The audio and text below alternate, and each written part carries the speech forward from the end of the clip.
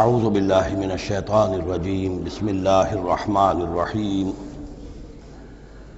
وما قدر اللہ حق قدرہ اذ قالوا ما انزل اللہ علی بشر من شیء قل من انزل الکتاب الذی جاء به موسیٰ نورا وہدی للناس تجعلونہ قراطیس تبدونها وتخفون کثیرا وعلمتم ما لم تعلموا انتم ولا آباؤکم قل اللہ ثم ذرهم في خوضهم يلعبون وهذا كتاب أنزلناه مبارك مصدق الذي بين يديه ولتنذر القرى ومن حولها والذين يؤمنون بالآخرة يؤمنون به وهم على صلاتهم يحافظون صدق الله العظيم۔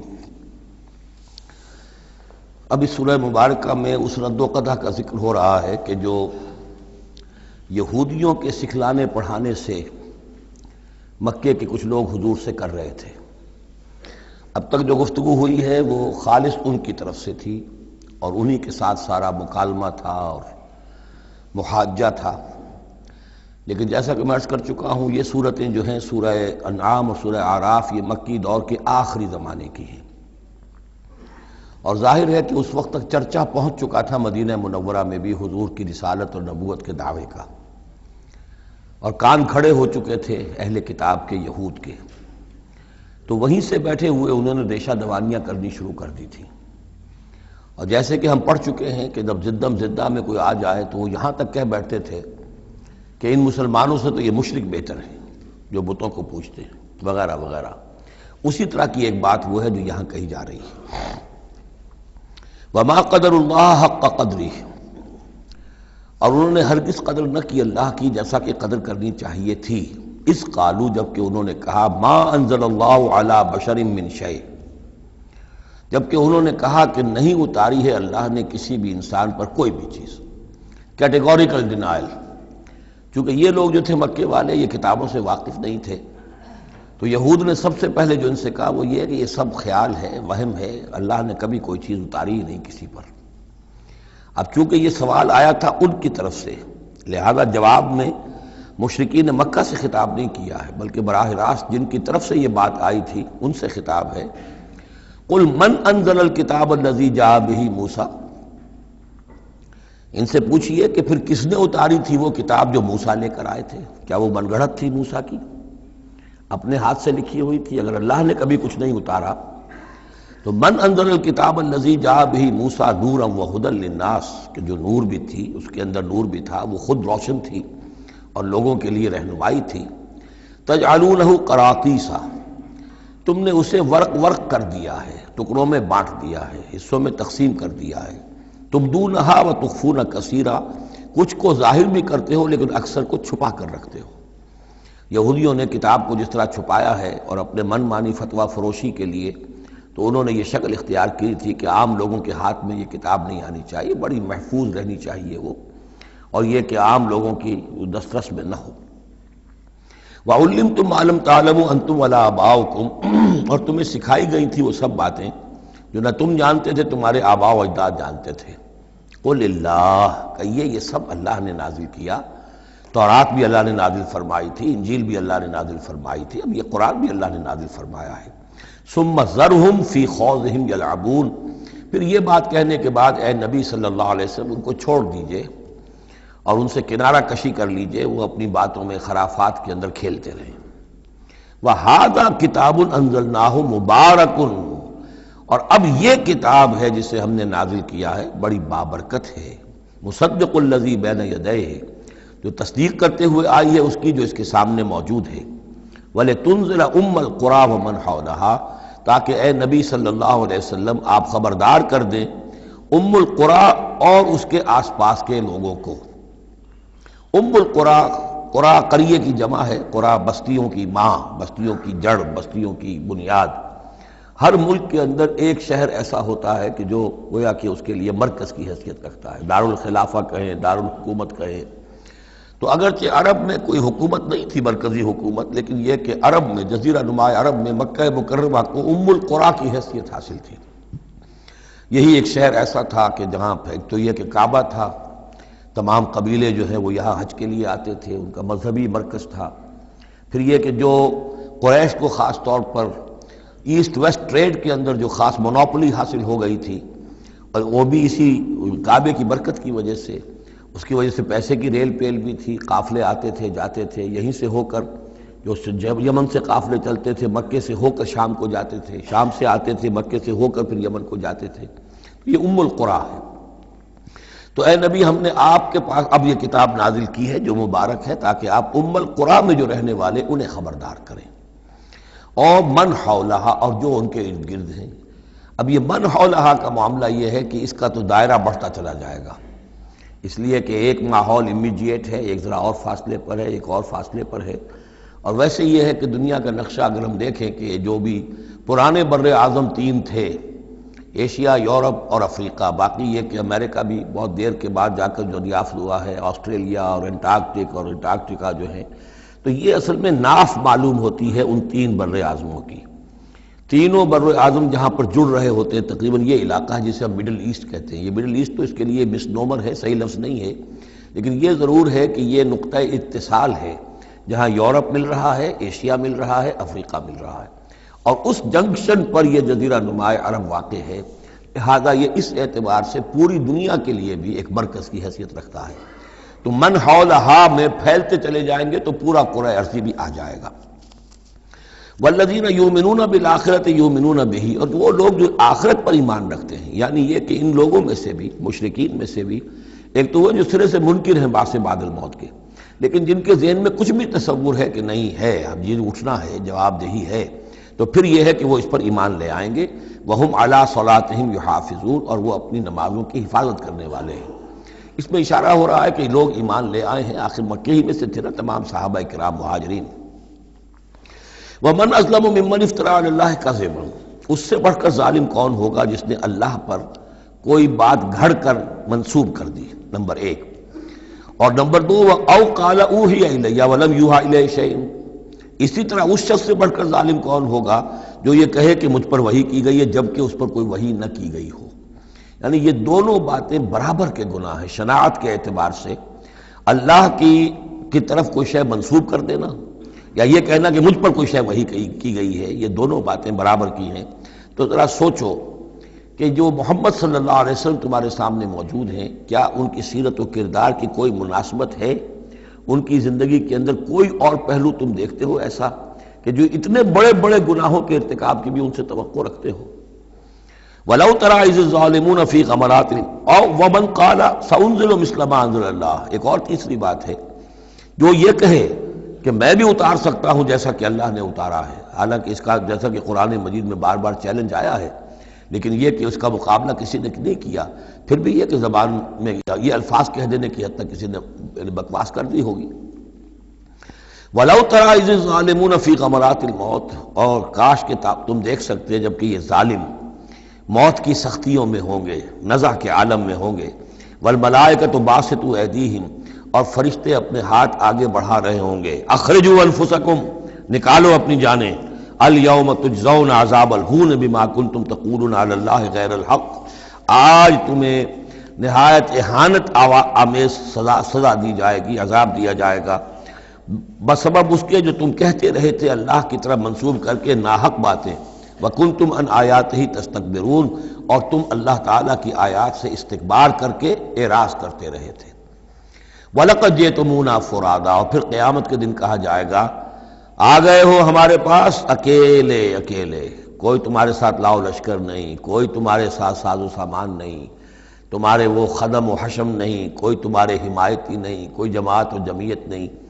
کیونکہ یہ بات آگے بھی کہی گئی ہے سورہ مریم میں، وَكُلُّهُمْ آتِيهِ يَوْمَ الْقِيَامَةِ فَرْدًا، قیامت کے دن ہر شخص کا جو محاسبہ انفرادی حیثیت میں ہوگا.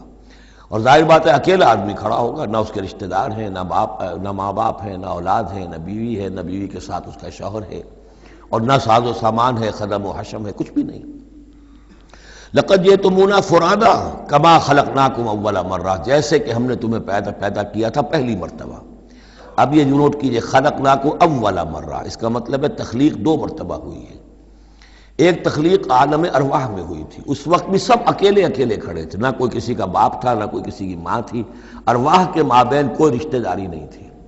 یہ رشتہ داریاں تو پھر عالم خلق میں ہوئی ہیں آ کر، کہ ایک باپ اور ماں کا معاملہ ہے، پھر اولاد کا معاملہ ہے، پھر دادا اور پوتے کا معاملہ ہے، یہ ارواح کے مابین کوئی اس طرح کی رشتہ داری نہیں تھی۔ تو جیسے کہ ہم نے تمہیں پیدا کیا تھا پہلی مرتبہ کہ تمام انسان وہاں موجود تھے، فرق صرف یہ ہے کہ قیامت کے دن جب ہم کھڑے ہوں گے تو ہمیں ایک جسم بھی اور دیا جائے گا، لیکن جس وقت ہم تھے اللہ تعالیٰ کے پاس اس وقت عالم ارواح میں، اور جب ہم سے عہد لیا گیا تھا الست بربکم قالوا بلی، تو مجرد ارواح تھی، اس وقت کوئی جسم نہیں تھا۔ لیکن یہ کہ وہ جو اس کے اندر مشابہت ہے کہ جیسے اس وقت بھی حضرت آدم سے لے کر ان کی نسل کے آخری انسان تک جو دنیا میں ہوگا قیامت تک، وہ سب کے سب ان کی ارواح موجود تھیں، اسی طریقے سے قیامت کے دن بھی یہ سب کے سب کھڑے ہوں گے۔ وَتَرَكْتُم مَّا خَوَّلْنَاكُمْ، اور تم چھوڑ آئے ہو اپنے پیچھے جن چیزوں میں کہ ہم نے تمہیں لپیٹ دیا تھا۔ یہ اصل میں کیا ہے؟ میری ایک انا ہے، میری ایک روح ہے، وہ میرے جسم میں لپٹی ہوئی ہے۔ پہلا غلاف تو یہ جسم ہے، پھر اس غلاف کے اوپر کپڑوں کا غلاف ہے، کپڑوں کے اوپر پھر مکان کا غلاف ہے۔ ہم غلاف در غلاف جو ہے ہماری جو اصل حقیقت ہے، وہ جو اصل نفس الامری ہے ہماری روح، وہ در حقیقت ان غلافوں میں لپٹی ہوئی ہے۔ تو جو بھی غلاف ہم نے تم پر چڑھا دیے تھے وہ سب چھوڑ آئے ہو وراء ظہورکم، اپنے پیچھے۔ وما نرى معكم شفعاءكم الذين زعمتم انهم فيكم شركاء، اور ہم دیکھ نہیں رہے تمہارے ساتھ کہ تمہارے وہ سفارشی نہیں آئے جن کے بارے میں تمہیں گھمنڈ ہو گیا تھا کہ وہ تمہارے معاملے میں شریک ہیں، سفارش کریں گے، تمہیں بچا لیں گے، چھڑا لیں گے ہمارے محاسبے سے، ہماری پکڑ سے۔ لقد تقطع بینکم، اب تمہارے مابین سارے رشتے ٹوٹ چکے۔ یعنی چاہے انہوں نے حضرت مسیح کو سمجھا ہو شفاعت کرنے والا، تو مسیح بھی اعلان برات کریں گے کہ میرا تم سے کوئی تعلق نہیں ہے، میں کوئی تمہاری شفاعت نہیں کر سکتا۔ کسی نے شیخ عبد القادر جیلانی کو سمجھا ہو تو وہ بھی اعلان برات کریں گے۔ باقی موہوم جو ہے لات عزا منات، وہ کس بلا کا نام ہے یہ تو ہم جانتے ہی نہیں، لیکن جن کو اولیاء اللہ کو، انبیاء کو یا ملائکہ کو اگر سمجھا گیا تھا تو وہ بھی قد تقطع بینہم، وہ سارے رشتے جو ہیں وہ کٹ جائیں گے۔ قد تقطع بینکم وضل عنکم ما کنتم تزعمون، اور اب سب ہوا ہو گئی ہیں، وہ چیزیں گم ہو گئی ہیں، تم سے جاتی رہیں جن کا کہ تم ذوق کیا کرتے تھے، جن کے سہارے پر تم حرام خوریاں کر رہے تھے۔ ان اللہ فالق الحب والنوا، یقیناً اللہ ہی ہے کہ جو دانے اور گٹھلی کو پھاڑتا ہے۔ دیکھیے عالم خلق کے اندر کیا شکل ہو رہی ہے کہ دانہ زمین میں ڈالا آپ نے، وہ پھٹتا ہے، اس میں سے دو کونپلیں سی نکلتی ہیں، یا آم کی گٹھلی ہے زمین میں دبائی ہے، گٹھلی پھٹے گی، اس میں سے دو پتے نکلیں گے۔ یہ کون کر رہا ہے؟ اگرچہ بظاہر خود بخود ہو رہا ہے، جو بھی اللہ تعالیٰ نے فزیکل اور کیمیکل چینجز کے یہاں پہ قوانین بنا دیے ہیں اس کے تحت ہو رہا ہے، لیکن کرنے والا کون ہے؟ فاعل حقیقی کون ہے؟ جیسا کہ شیخ عبد القادر جیلانی ہی کا نام آیا تھا رحمۃ اللہ علیہ، تو انہوں نے اپنے جو وصایا ہیں ان میں بڑا پیارا جملہ لکھا ہے کہ میرے بچے، اپنے بچے کے لیے وصیت لکھی تھی، اس حقیقت کو ہر وقت مستحضر رکھنا کہ لا فاعل فی الحقیقت ولا مؤثر الا اللہ، حقیقت میں مؤثر اور فاعل اللہ کے سوا کوئی نہیں۔ تاثیر ہے تو اس کی بنا پر ہے، اس کے اذن سے ہے۔ کوئی فعل کا ارادہ تم کر سکتے ہو، لیکن فعل کا بالفعل انجام پذیر ہونا یہ تمہارے اختیار میں نہیں ہے، یہ تو اللہ کے حکم سے ہوگا۔ ان اللہ فالق الحب والنوا، یقیناً اللہ ہی ہے پھاڑنے والا دانے اور گٹھلی کا۔ یخرج الحی من المیت ومخرج المیت من الحی، وہ نکالتا ہے مردہ زندہ کو مردہ میں سے، اور وہ نکالنے والا ہے مردہ کو زندہ میں سے۔ مخرج المیت من الحی ذالکم اللہ فانا تؤفکون، وہ ہے اللہ، لیکن تم کدھر بچلے جا رہے ہو، کدھر تم الٹے جا رہے ہو، اس اللہ کو پہچانو۔ فالق الاصباح، اب یہ فلق دوسرا بھی ہے، وہ ہے صبح کا پھاڑنے والا، رات کی سیاہی کا پردہ چاک کر کے سپیدہ سحر کو نمودار کرنے والا۔ یہ بھی خود بخود ہو رہا ہے، زمین کی گردش ہے جو بھی ہے اس کے تحت ہو رہا ہے، لیکن یہ بھی یہ نہ سمجھیں کہ یہ بھی اللہ تعالیٰ کے تصرف کے بغیر اور اس کی تدبیر کے بغیر ہے، بلکہ یہی ہوگا فالق الاصباح، صبح کی روشنی کا پھاڑنے والا۔ وجعل اللیل سکنا والشمس والقمر حسبانا، اب دیکھیے یہ ہے وہ آلاء اللہ جن کے حوالے سے اللہ کی عظمت، اللہ کی صفات، اللہ کی قدرت، ان سب چیزوں کو نمایاں کیا جا رہا ہے۔ التذکیر بآلاء اللہ۔ وجعل اللیل سکنا، اس نے بنا دیا ہے رات کو سکون کی جگہ، سکون کا وقت۔ والشمس والقمر حسبانا، اور سورج اور چاند کو اس نے بنا دیا حساب کے لیے، وہ حساب کا ایک نظام ہے جس کے تحت چل رہے ہیں۔ اسی سے دن وجود میں آ رہے ہیں، رات وجود میں آ رہی ہے، اسی سے مہینے وجود میں آ رہے ہیں۔ ذالک تقدیر العزیز العلیم، یہ اندازہ ہے مقرر کیا ہوا اس ہستی کا جو العزیز ہے اور العلیم ہے، زبردست ہے اور سب کچھ جاننے والی ہے۔ وَهُوَ الَّذِي جَعَلَ لَكُمُ النُّجُومَ لِتَهْتَدُوا بِهَا فِي ظُلُمَاتِ الْبَرِّ وَالْبَحْرِ، اور وہی ہے کہ جس نے ستاروں کو بنا دیا ہے تمہارے لیے کہ ان سے تم راستہ پاؤ۔ اندھیری راتوں کے اندر قافلے چلتے تھے تو ستاروں سے وہ سمت معین کر کے چلتے تھے۔ اسی طریقے سے جہاز رانی ہوتی تھی سمندر میں تو آپ کو معلوم ہے ستاروں ہی سے وہ اپنا رخ معین کرتے تھے۔ لِتَهْتَدُوا بِهَا فِي ظُلُمَاتِ الْبَرِّ وَالْبَحْرِ، خشکی اور سمندر کی تاریکیوں میں تم ان ستاروں سے راستہ پاتے ہو۔ قد فصلنا الآیات لقوم یعلمون، ہم نے تو اپنی آیات کو واضح کر دیا، اس کی تفصیل بیان کر دی، کھول کھول کر بیان کیا ان لوگوں کے لیے جو علم رکھتے ہیں یا جو علم حاصل کرنا چاہیں۔ وَهُوَ الَّذِي أَنشَأَكُم مِّن نَّفْسٍ وَاحِدَةٍ، اور وہی ہے کہ جس نے تمہیں اٹھایا ایک جان سے۔ یہ سب جو ہے ظاہر بات ہے کہ ایک جان سے بنا ہے، جو بھی پوری کی پوری یہ جو نسل انسانی بنی ہے وہ ایک جان سے بنی ہے۔ اس میں یہ بھی ہو سکتا ہے کہ مراد حضرت آدم علیہ السلام ہو، اور یہ بھی ہو سکتا ہے اگر کوئی حقیقت ہے ایولیوشن تھیوری میں تو اس کو آپ ٹریس کریں اور امیبا تک لے جائیں، وہ بھی ایک جان ہے۔ اس جان سے ہی پھر مختلف ارتقائی مراحل طے کرتے ہوئے، اس میں پہلے کوئی سیکس نہیں تھا، پھر ہوتے ہوتے سیکس ظاہر ہوا، تو اسی سے خلق منہا زوجہا والی بات جو ہے، اور اس پر ڈاکٹر رفیع الدین مرحوم نے قرآن اور علم جدید جو ان کی کتاب ہے اس میں بہت عمدہ تحقیق ان کی ہے، اور مولانا امین اصغر اصلاحی صاحب نے بھی اس کی تصویر کی ہے۔ تو جن لوگوں کو دلچسپی ہو اس کتاب کا مطالعہ کریں کہ یہ ایک جان سے پیدا کرنے کا مطلب کیا ہے۔ فَمُسْتَقَرٌّ وَمُسْتَوْدَعٌ، اس نے بنایا تمہیں ایک جان سے، لیکن پھر یہ کہ تمہارے لیے ایک تو مستقل ٹھکانہ ہے اور ایک ہے کچھ دیر کے لیے امانت کے طور پر رکھے جانے کی جگہ۔ اب یہ مستقر کیا ہے، مستودع کیا ہے، اس میں تین قول ہیں مفسرین کے۔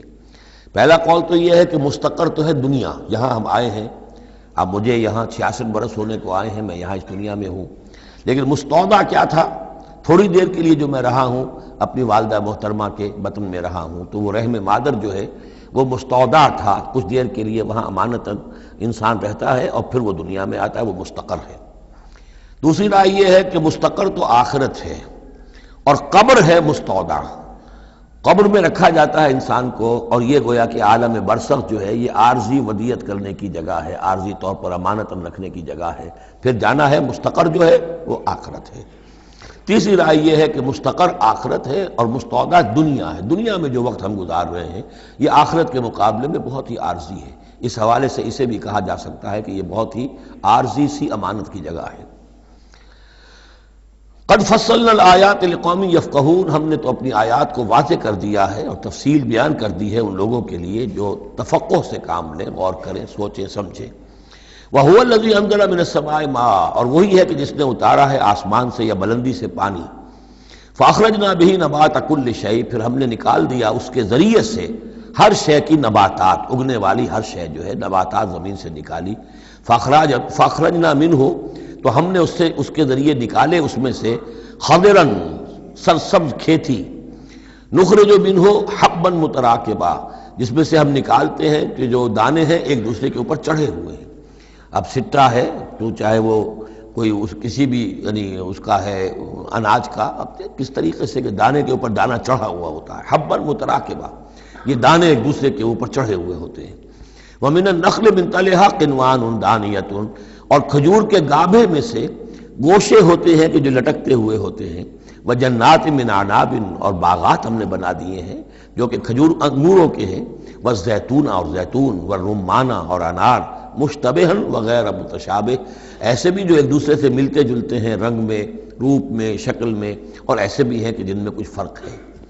انظروا الی ثمرہ اذا اثمر، ذرا غور سے دیکھا کرو اس کے ثمر کو جب کہ وہ پکتا ہے، کیسا تدریجاً اس کے اندر، ابھی بڑا کچا پھل ہے، پھر اس کے اندر وہ پکنے کا عمل اس طرح تدریجاً ہو رہا ہے۔ انظروا الی ثمرہ، ان ثمرات کو دیکھا کرو، اذا اثمر، جب کہ وہ پکتے ہیں، پھل لاتے ہیں، وینعہ، اور اس کے پکنے کو بھی دیکھو، اذا اینع، یہ گویا کہ یہاں محذوف ہوگا، وینعہ اذا اینع، انظروا الی ثمرہ اذا اثمر، دیکھو اس کے پھل لانے کو جب کہ وہ پھل لائے، وَيَنْعِهِ إِذَا أَنْعَا، اور اس کے پکنے کو دیکھو کس طرح تدریجاً وہ پکتا ہے۔ ان فی ذالکم لآیات لقوم یؤمنون، یقیناً اس میں ہیں نشانیاں ان لوگوں کے لیے جو ایمان لانا چاہیں یا جو ایمان رکھتے ہوں۔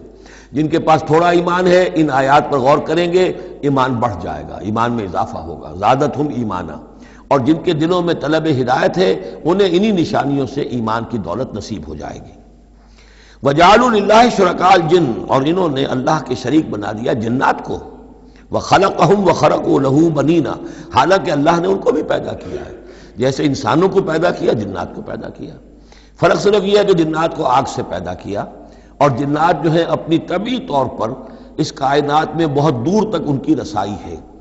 ہم جہاں بڑے بڑے راکٹ جو ہیں بلینز اور بلینز آف ڈالرز کے لیے ایک بناتے ہیں، اور پھر اس کی ایک جو ہم گاڑی بنائی ہے اور وہ جاتی ہے اور دوڑتی ہے اور آتی ہے، شٹل ہے، اور اس پر کتنا پیسہ خرچ ہوتا ہے، یہ تمام جو ہے جنات کے لیے یہ سارا علاقہ ان کی آمد و رفت کے لیے وہ اپنی طبعی صلاحیت کے بنا پر جاتے آتے رہتے ہیں، جس میں کہ ہمیں جانے کے لیے یہ ساری کچھ ایجادات جو ہیں وہ کرنی پڑی ہیں۔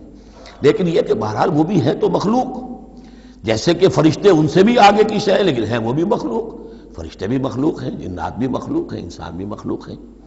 وجعلوا للہ شرکاء الجن، انہوں نے شریک بنا لیا جنات کو اللہ کے ساتھ۔ وخلقہم، اس نے ان کو پیدا کیا ہے۔ وخرقوا لہ بنین وبنات، اور اس کے لیے انہوں نے گھر لیے ہیں بیٹے اور بیٹیاں۔ حضرت عیسیٰ کو بیٹا بنا دیا گیا، حضرت عزیر کو بیٹا بنا دیا گیا، اور اللہ تعالیٰ کی فرشتوں کو کہہ دیا گیا وہ بیٹیاں ہیں، بغیر علم، بغیر اس کے کہ کوئی علمی سند ہو، کوئی بنیاد ہو، کوئی دلیل ہو۔ سبحانہ وتعالی عما یصفون، وہ پاک ہے اور بہت بلند و بالا ہے ان تمام چیزوں سے جو یہ بیان کر رہے ہیں۔ بدیع السماوات والارض، یہ لفظ آ چکا ہے سورہ بقرہ میں۔ کریشن ایکس نہیلو، عدم محض سے وجود میں لانے والا، وہ ہے کہ جو آسمانوں اور زمین کو وجود میں لایا ہے عدم محض سے۔ انا یکون لہ ولد، اس کے اولاد کیسے ہو سکتی ہے؟ ولم تکن لہ صاحبہ، جبکہ اس کی کوئی بیوی نہیں، کوئی جورو نہیں، تو اولاد کیسے ہو جائے گی؟ وخلق کل شیء، اور اس نے تو ہر شے کو پیدا کیا ہے۔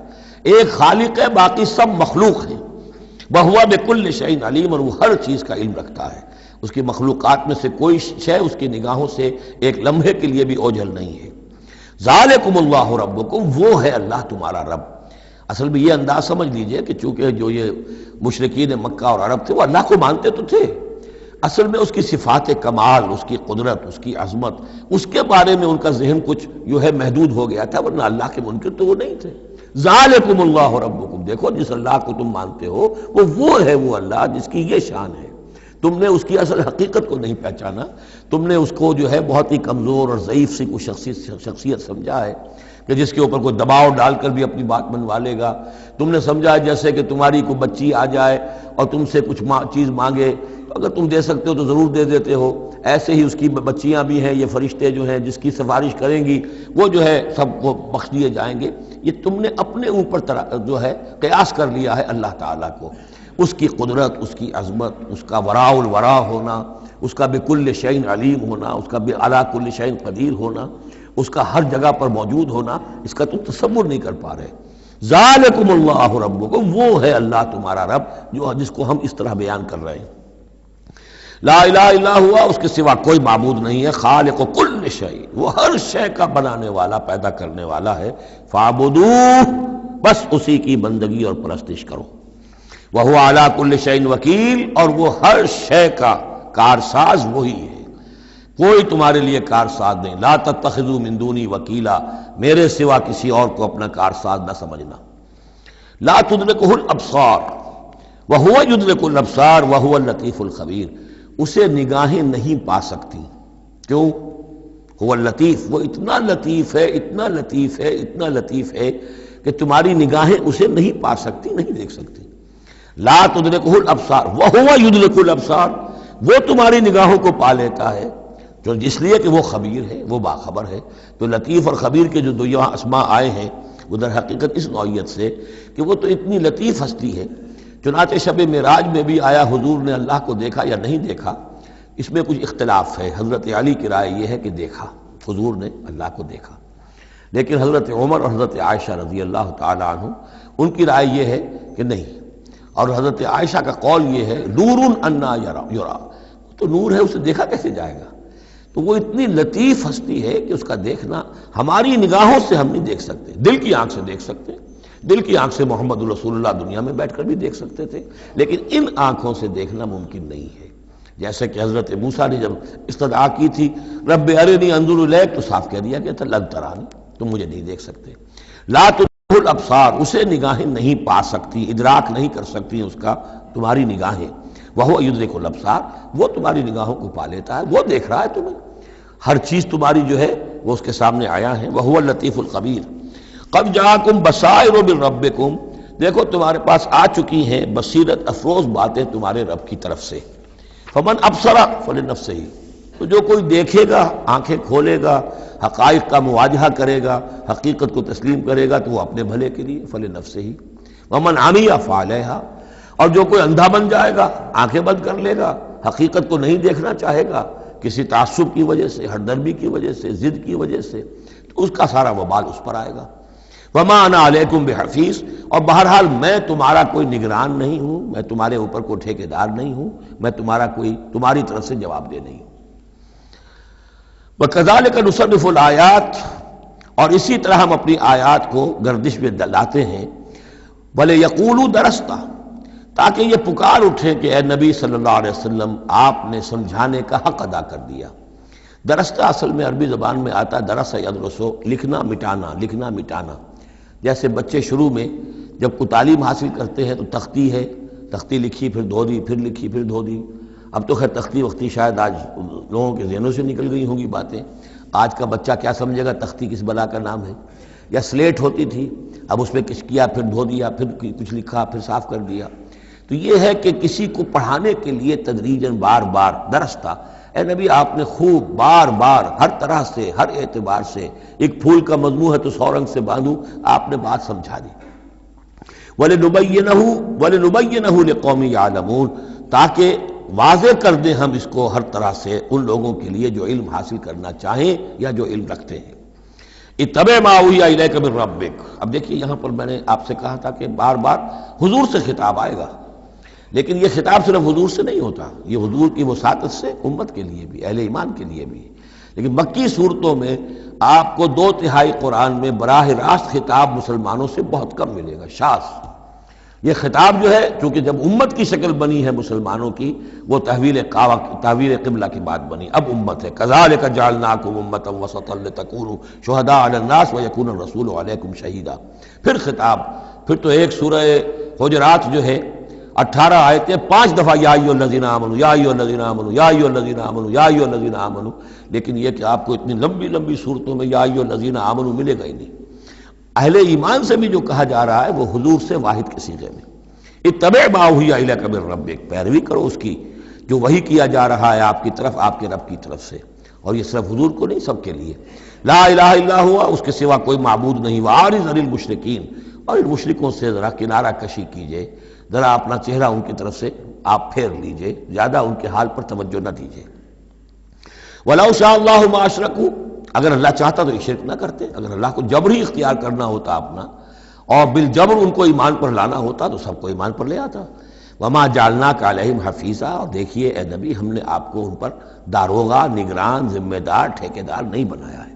آپ کا کام ہے حق کو واضح کر دینا۔ انذر بہی، ذکر بہی، بشر بہی، اس قرآن کے ذریعے بشارت دیتے رہیے، قرآن کے ذریعے خبردار کرتے رہیے، قرآن کے ذریعے تذکیر کرتے رہیے، آپ کا کام یہ ہے۔ فذکر انما انت مذکر لست علیہم بمسیطر، یاد دہانی کرائیے، اس لیے کہ آپ یاد دہانی کرانے والے ہیں، آپ ان کے اوپر داروغہ نہیں ہیں۔ وما انت علیہم بوکیل ولا تسبوا الذین یدعون من دون اللہ فیسبوا اللہ عدوا بغیر علم۔ اب یہاں مسلمانوں سے خطاب ہے، لیکن دیکھیے یا ایھا الذین آمنوا نہیں ہے، یہ خاص ہے قرآن کے اسلوب کو سمجھنے کے لیے۔ اور مت گالیاں دو ان کو، برا بھلا کہو ان کو جن کو یہ پکارتے ہیں اللہ کے سوا، یعنی کوئی جوشیلا نوجوان مسلمانوں میں سے اور وہ گالیاں دینی شروع کر دے لات اور عزیٰ اور منات کو، کیا ہے یہ، کچھ نہیں ہے، ان کی کوئی حیثیت نہیں ہے، تو یہ ساری چیزیں ٹھیک نہیں ہیں۔ ان کے وہ محترم انہوں نے جو بھی گھڑے ہوئے ہیں، ان کے ذہنوں میں ان کی عظمت ہے، ان کی عقیدت ہے، خام خواہ وہ جوش میں آ کے، غصے میں آ کے اب اللہ کو گالیاں دینے لگیں گے، تو اس سے یہ کہ خام خواہ اس طرح کا اشتعال آمیز انداز اختیار نہ کرو۔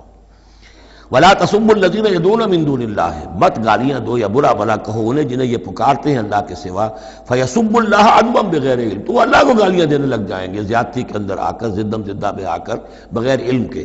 کذالک زینا لکل امۃ عملہم، اسی طرح ہم نے ہر قوم کے لیے اس کے عمل کو مزین کر دیا ہے، وہ اسی میں خوش ہے، مگن ہے۔ ہمارے آباء و اجداد کی مورتیاں ہیں، یہ دیویاں ہیں، دیوتا ہیں، اس میں مگن ہیں، ان کے احساسات ہیں، ان کے جذبات ہیں۔ سمجھاؤ ضرور، انذار کرو، تبشیر کرو، تذکیر کرو، تبلیغ کرو، نصیحت کرو، سب کچھ کرو، لیکن یہ ہے کہ ان کے ساتھ گالم گلوچ نہیں اور ان کے معبودوں کو برا بھلا کہنا نہیں۔ ثم الی ربہم مرجعہم، پھر ان کے رب ہی کی طرف ان سب کو لوٹنا ہے، فینبئہم بما کانوا یعملون، وہ ان کو جتلا دے گا جو کچھ کہ وہ کرتے رہے تھے۔ واقسموا باللہ جہد ایمانہم، اور وہ قسمیں کھا کھا کر کہتے ہیں، اب یہ وہی آ گیا جو عمود ہے اس سورہ مبارکہ کا، کچھ عرصے سے اس کچھ رکوعوں سے اس کا تذکرہ نہیں آیا تھا، اب پھر بڑے شد و مت کے ساتھ وہی بات، دکھاؤ ہمیں معجزہ، دکھاؤ ہم ایمان لے آئیں گے۔ کیوں نہیں دکھاتے معجزہ؟ نبوت کا دعویٰ ہے، رسالت کا دعویٰ ہے، عام دعویٰ تو نہیں کر رہے ہو تم، کیوں نہیں کوئی معجزہ دکھاتے؟ جب خود کہتے ہو کہ موسیٰ نے دکھائے، عیسیٰ نے دکھائے، فلاں نے دکھائے، قوم سمود کو دکھا دیا گیا معجزہ، تو آخر کیا قیامت آ گئی؟ ہمیں کیوں نہیں معجزہ دکھاتے؟ وَأَقْسَمُوا بِاللَّهِ جَهْدَ أَيْمَانِهِمْ، اور اپنے عوام پر اثر ڈالنے کے لیے قسم، خدا کی قسم ہے محمد ہم ایمان لے آئیں گے، آپ دکھائیے تو صحیح ایک دفعہ معجزہ۔ کیا بگڑتا تھا ان کا قسمیں کھانے میں؟ اقسموا باللہ جہد ایمانہم، وہ اللہ کی قسمیں کھا رہے ہیں اپنی پوری قوت کے ساتھ، شد و مت کے ساتھ، لئن جاءتہم آیۃ لیؤمنن بہا، اگر آیت آ جائے، نشانی آ جائے، معجزہ دکھا دیا جائے، وہ لازماً ایمان لے آئیں گے۔ قل انما الآیات عند اللہ، کہہ دیجئے نشانیاں تو سب اللہ کے اختیار میں، میرے اختیار میں نہیں، اللہ کا فیصلہ وہ نہیں دکھانا چاہتا۔ اب اس میں جو اثر پڑ سکتا تھا اہل ایمان پر، اس کا جواب ہے آگے، وما یشعرکم، اے مسلمانوں تمہیں کیا پتا ہے، انہا اذا جاءت لا یؤمنون، جب وہ نشانی آ جائے گی تب بھی یہ نہیں مانیں گے، لیکن ان کی مہلت ختم ہو جائے گی، پھر وہ عذاب فوری طور پر آ جائے گا۔ ابھی در حقیقت اس میں خیر ہے، اس میں بھلائی ہے، اسی میں ان کے لیے اپنے اوپر سختی جھیل لو، اپنے اوپر جو بھی اس وقت تنگی آ گئی ہے، ضیق ہے، اس کو برداشت کرو، لیکن یہ کہ یہ چیز ان کے قوم کے حق میں، لوگوں کے حق میں مفید نہیں ہوگی۔ اور اب جو آیت آئی ہے وہ بہت ہی اہم ہے، وَنُقَلِّبُ أَفْئِدَتَهُمْ وَأَبْصَارَهُمْ كَمَا لَمْ يُؤْمِنُوا بِهِ أَوَّلَ مَرَّةٍ، ہم ان کے دلوں کو الٹ دیں گے، ان کی نگاہوں کو الٹ دیں گے، اس لیے کہ وہ ایمان نہیں لائے تھے پہلی مرتبہ۔ دیکھیے یہ قاعدہ قانون اب اچھی طرح سمجھ لیجئے جو سورہ بقرہ کے شروع ہی میں آ گیا تھا پہلے رکوع میں۔ انسان کا معاملہ یہ ہے کہ اللہ تعالیٰ نے اسے جو صلاحیتیں دی ہیں، اگر وہ اس کو استعمال کرے گا تو اس صلاحیت میں اضافہ ہوتا ہے۔ آپ علم جو ہے لوگوں کو سکھائیں گے، آپ کے علم میں اضافہ ہوگا۔ آپ آنکھ کا استعمال کریں گے، آنکھ کی بصارت برقرار رہے گی۔ پٹی باندھ دیجئے آنکھ پر، 2-4 مہینے تک پٹی بندھی رہے، بصارت زائل ہو جائے گی۔ اس جوڑ کا کام ہے کہ یہ چلے، حرکت کرے، اس کے اوپر آپ پلاسٹر لگا دیجئے، کئی مہینے لگا رہے، اس کی حرکت ختم ہو جائے گی، لاک ہو جائے گی۔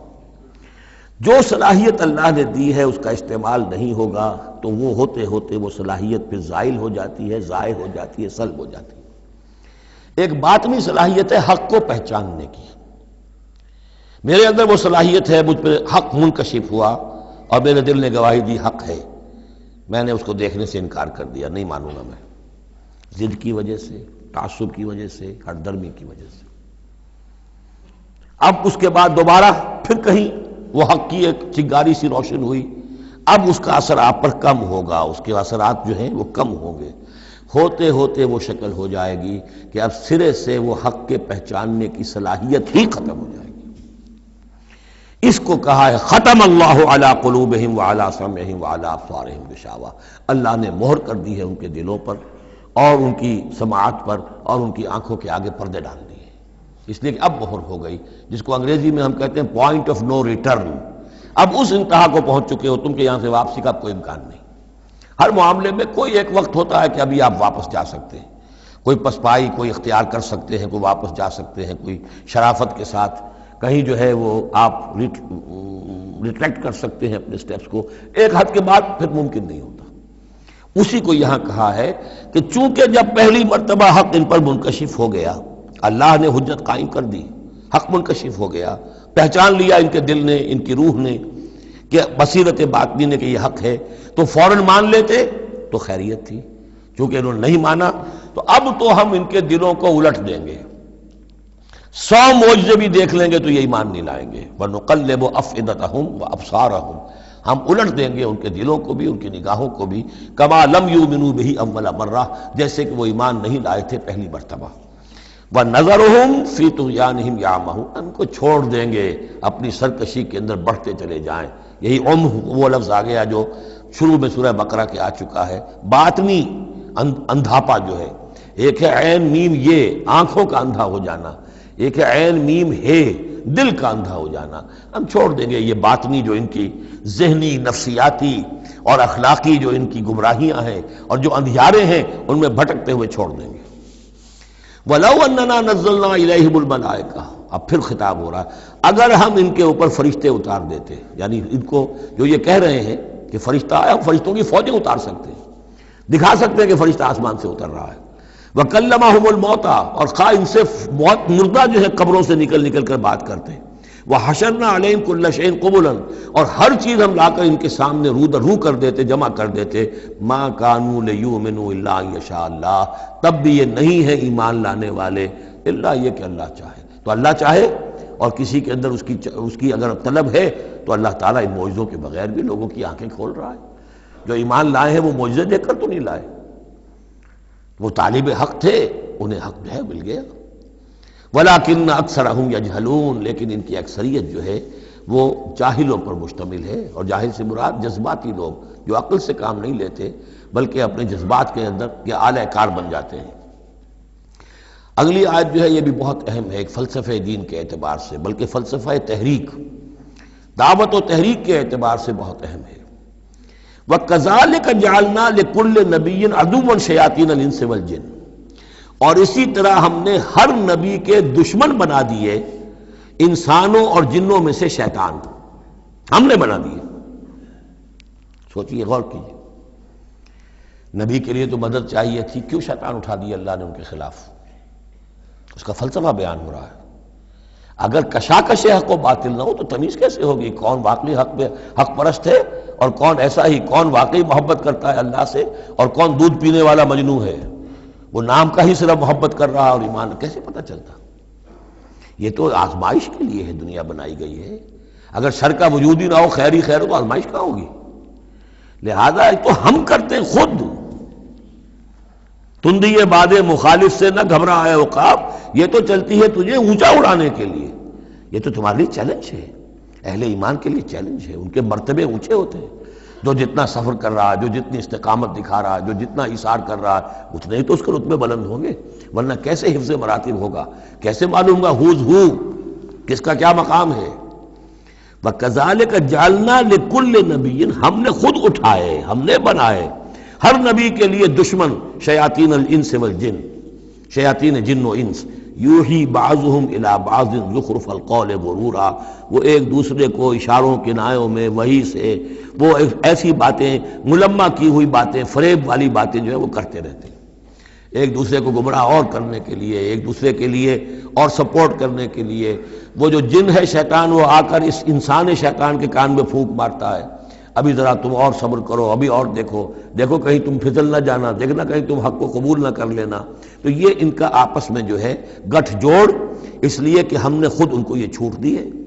وَكَذَلِكَ جَعَلْنَا لِكُلِّ نَبِيٍّ عَدُوًّا شَيَاطِينَ الْإِنسِ وَالْجِنِّ يُوحِي بَعْضُهُمْ إِلَىٰ بَعْضٍ زُخْرُفَ الْقَوْلِ غُرُورًا وَلَوْ شَاءَ رَبُّكَ مَا فَعَلُوهُ، اور اگر آپ کا رب چاہتا تو وہ یہ نہ کر سکتے. ظاہر بات ہے کہ یہ کائنات میں کوئی پتا بھی اللہ کے اذن کے بغیر ہل نہیں سکتا. ابو جہل کی کیا مجال تھی کہ حضرت سمیہ کو شہید کر دیتا؟ ہے کون وہ؟ لیکن یہ تو اللہ کی طرف سے اجازت ہے.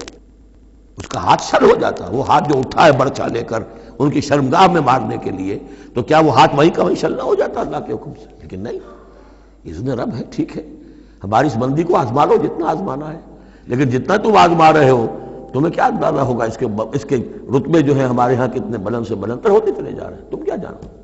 یا لیت قومی یعلمون بما غفر لی ربی وجعلنی من المکرمین، کاش میری قوم کو معلوم ہو جائے، میری بیوی رو رہی ہوگی، میرے بچے رو رہے ہوں گے کہ ہمارا باپ جو ہے وہ شہید کر دیا گیا، کاش وہ جان سکتے کہ مجھے میرے رب نے کیا میرا اعزاز فرمایا ہے، میں یہاں کس عیش و آرام میں ہوں۔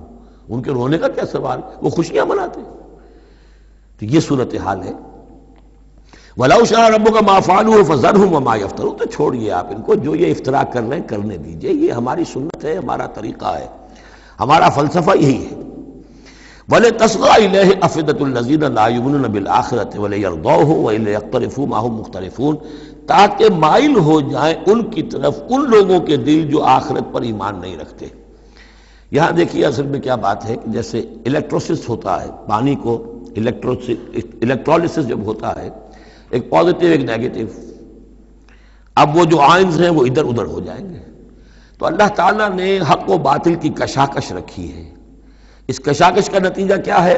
آئونائزیشن ہو جائے گی، حق اور باطل کا جو ہے، حق والے ادھر کو جمع ہو جائیں گے، باطل والے ادھر جمع ہو جائیں گے۔ اور اس کے لیے جو ہے یہ اس معاشرے کے اندر، انسانی معاشرے کے اندر یہ تقسیم، یہ تمییز، جیسے کہ ہم سورہ آل عمران میں پڑھ چکے ہیں، حتی یمیز الخبیث من الطیب، یہ خبیث اور طیب جو ہیں گڈمڈ ہوئے ہوئے ہیں، یہ آزمائشیں آتی ہیں، تکلیفیں آتی ہیں، امتحانات آتے ہیں، تو خبیث علیحدہ اور طیب علیحدہ، منافق علیحدہ، صاحب ایمان علیحدہ۔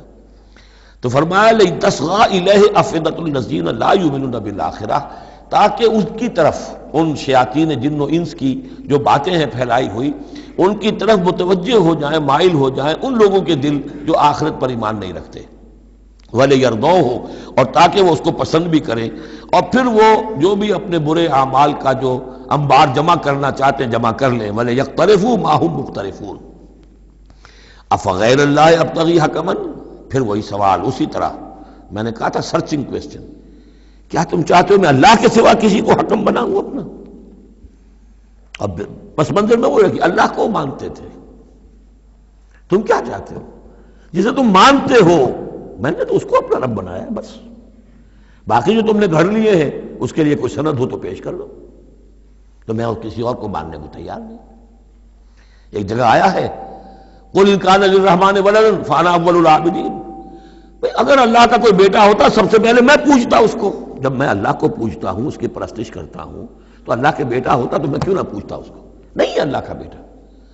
یہ ہے در حقیقت قرآن مجید کا انداز سمجھانے کا، بڑا فطری، اس میں منطق کم اور جذبات سے اپیل ہے، درون بینی، انٹراسپیکشن کی طرف دعوت ہے۔ اپنے دل میں جھانکو، ذرا غور کرو، اپنے گریبان میں منہ ڈالو، سوچو، غور کرو، تمہیں خود یہ حقیقتیں جو ہے نظر آ جائیں گی۔ افغیر اللہ ابتغی حکما، تو کیا میں اللہ کے سوا کسی اور کو اپنا منصف اور حکم بنا لوں؟ وَهُوَ الَّذِي أَنزَلَ إِلَيْكُمُ الْكِتَابَ مُفَصَّلًا، جبکہ وہ تو وہ ہے کہ جس نے تمہاری طرف ایک بڑی مفصل کتاب نازل کر دی ہے، کتنی واضح کتاب نازل کر دی ہے۔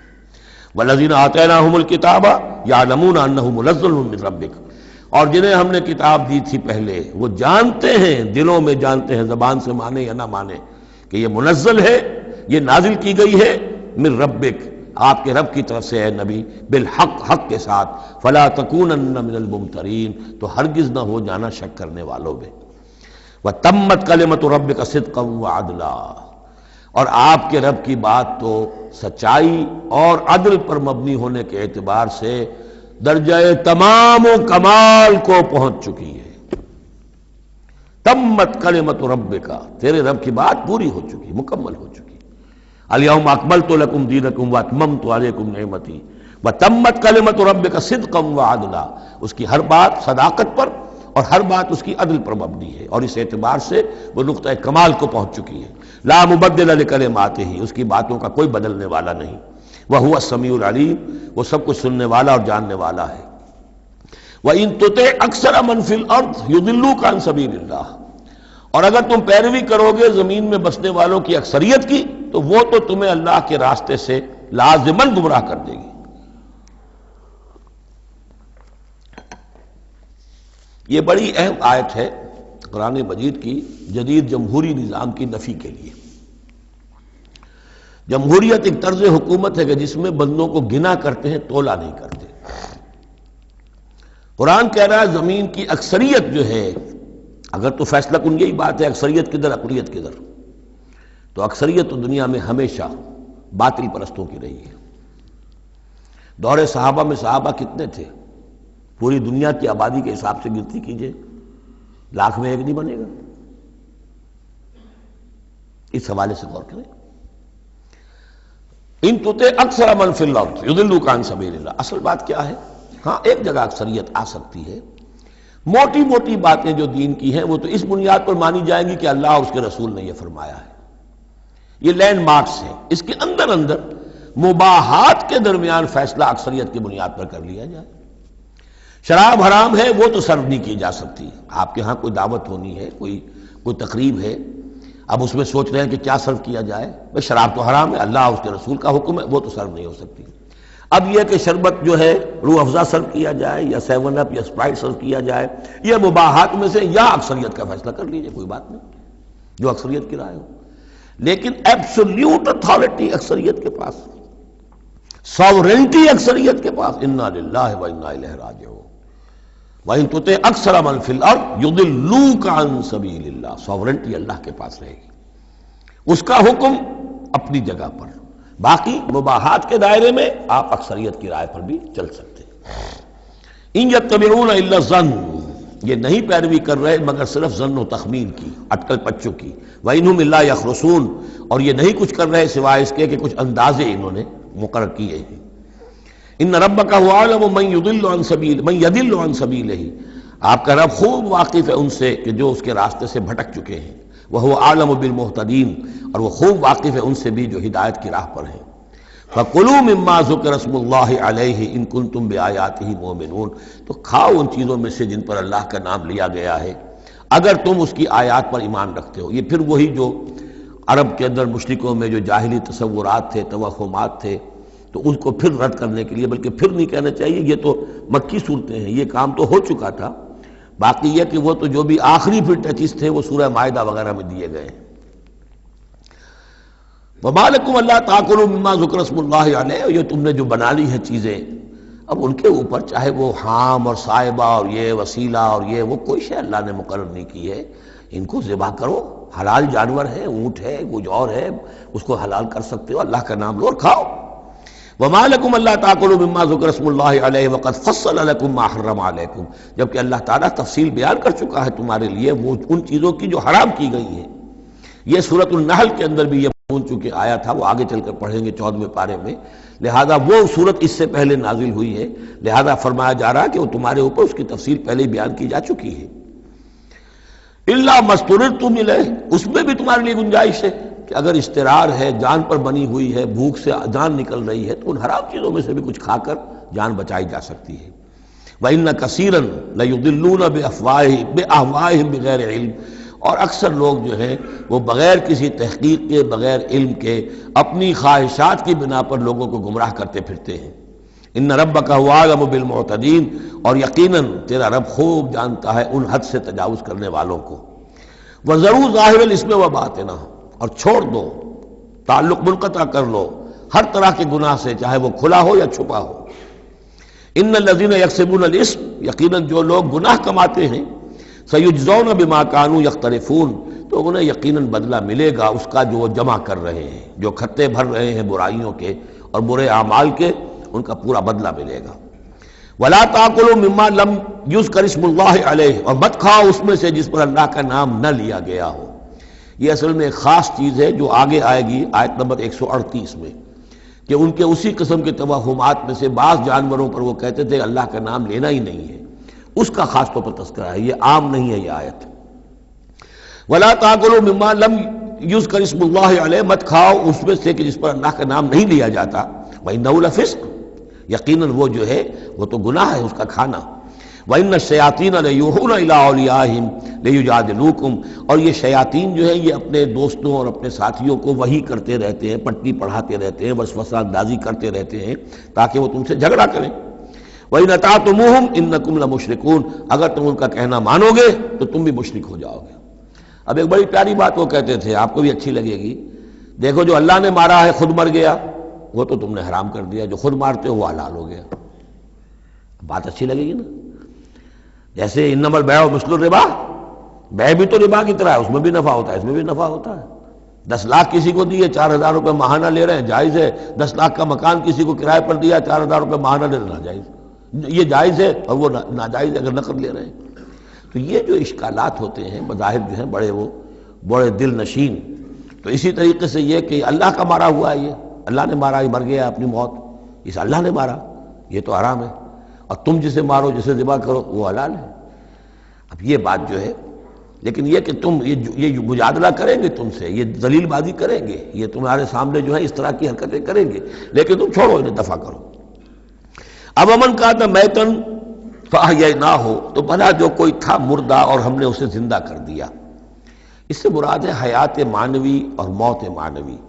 ایک شخص جو اللہ سے واقف نہیں ہے، صرف دنیا کا بندہ بنا ہوا ہے، تو وہ در حقیقت ایک انسانیت اس کی مردہ ہے، وہ حیوان کی حیثیت سے جو زندہ ہے، بحیثیت انسان وہ مردہ ہے۔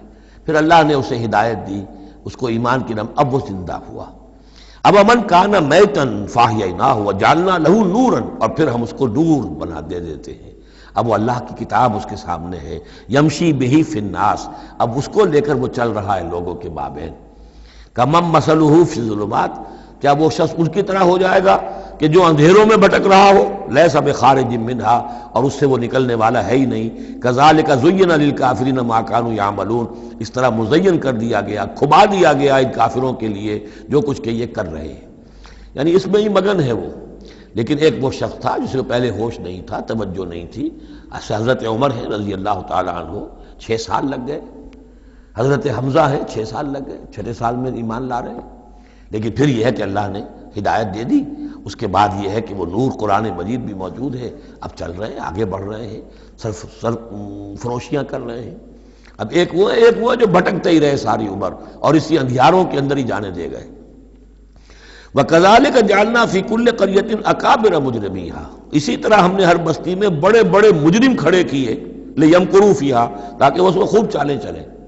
وہی بات، شیاطین الانس والجن کو ہم نے اٹھایا، اسی طرح ہر بستی کے اندر جو سردار اور بڑے وہاں کے چودھری ہوتے ہیں، ہم ان کو چھوٹ دیتے ہیں کہ وہ کھڑے ہوں اور روکیں لوگوں کو، اور لوگوں کو ستائیں، اور لوگوں سے امتحان لیں، لوگوں کو آزمائش میں ڈالیں، چالیں چلیں، تاکہ جو صاحب جوہر ہیں ان کے جوہر کھلیں، ان کے اور نکھریں، ان کے اندر کی صلاحیتیں جو ہے وہ اور اجاگر ہوں۔ اکابر مجرمیہا لیمکروا فیہا، تاکہ خوب چالیں چلیں۔ وما یمکرون الا بانفسہم، حالانکہ وہ نہیں مکر کر رہے مگر اپنی جانوں پر، سارا وبال تو اپنے اوپر لے لیں گے بالآخر۔ بظاہر جو کچھ کر رہے ہیں وہ، لیکن یہ کہ اس کا جب نتیجہ ان کے سامنے آئے گا، جو سمیہ اور یاسر کے ساتھ کیا ابو جہل نے رضی اللہ تعالیٰ عنہما، جب وہ حقیقت سامنے آئے گی تب آنکھ کھلے گی۔ جب آنکھ کھلی گل کی تو موسم تھا خزاں کا۔ الا بانفسہم وما یشعرون، لیکن انہیں اس کا شعور نہیں ہے۔ وَإِذَا جَاءَتْهُمْ آیَةٌ قَالُوا لَن نُؤْمِنَ حَتَّىٰ نُؤْتَىٰ مِثْلَ مَا أُوتِیَ رُسُلُ اللَّهِ، اور جب ان کے پاس کوئی نشانی آتی ہے، نشانی سے مراد قرآن کی آیت، قرآن کی دلیل، تشبیہ، تصریف آیات نئے انداز میں، فرمایا جب بھی ان کے پاس آیت آتی قالوا لن نؤمن، وہ کہتے ہیں ہم ہرگز ایمان نہیں لائیں گے، حتیٰ نؤتیٰ مثل ما اوتی رسول اللہ، جب تک کہ ہمیں بھی وہی چیز نہ دی جائے جو اللہ کے دوسرے رسولوں کو دی گئی تھی، ویسے ہی حصی معجزے۔ اللہ عالم حیث یجعل رسالتہ، اللہ تعالیٰ زیادہ واقف ہے اس سے کہ وہ اپنی رسالت کے لیے کیا جگہ، کیا محل، کیا مقام معین کرے۔ اللہ تعالیٰ نے اس وقت ان کے لیے یہی رکھا، وہ بھی اللہ کی حکمت کے تحت تھا۔ اور اب جب کہ نوع انسانی شعور کے اعتبار سے بلوغ کی عمر کو پہنچ چکی ہے، بچہ چھوٹا ہوتا ہے کھیلنے کے لیے کھلونے دیے جاتے ہیں، لیکن ذرا بڑا ہو جائے تو اسے کھلونے نہیں دیے جاتے، اب اسے حکمت سکھائی جاتی ہے، عقل سکھائی جاتی ہے، شعور سکھایا جاتا ہے، تمیز سکھائی جاتی ہے۔ تو وہ نوع انسانی کا دور طفولیت تھا، اس میں ابھی ان کا فہم، ان کی عقل، ان کے شعور ابھی ان کی جو ہے بلوغت کو نہیں پہنچی تھی یہ شعور کی چیزیں، لہذا ان کے لیے وہ کھلونے بھی تھے، حصی معجزات بھی تھے۔ اب انسان بحیثیت مجموعی نوع انسانی جو ہے عقلی بلوغ کو اور شعور کے بلوغ کو پہنچ چکی ہے، لہذا اب وہ چیزیں نہیں دکھائی جائیں گی۔ اللہ عالم حیث یجعل رسالتہ سیصیب الذین اجرموا صغار عند اللہ، پہنچے گی ان مجرموں کو، ان گناہگاروں کو بہت ہی ذلت اللہ کے ہاں، وعذاب شدید بما کانوا یمکرون، اور سخت سزا اور عذاب ان کی انتاری چال بازیوں کے طفیل کے جو وہ کر رہے ہیں۔ فمن یرید اللہ ان یہدیہ یشرح صدرہ للاسلام، تو اللہ تعالیٰ جس کے لیے بھی چاہتا ہے کہ اس کو ہدایت کے دروازے اس کے لیے کھول دے، اس کے سینے کو اسلام کے لیے کھول دیتا ہے۔ یہ ایک بڑی معنوی حقیقت ہے، اس پہ غور کیجئے گا۔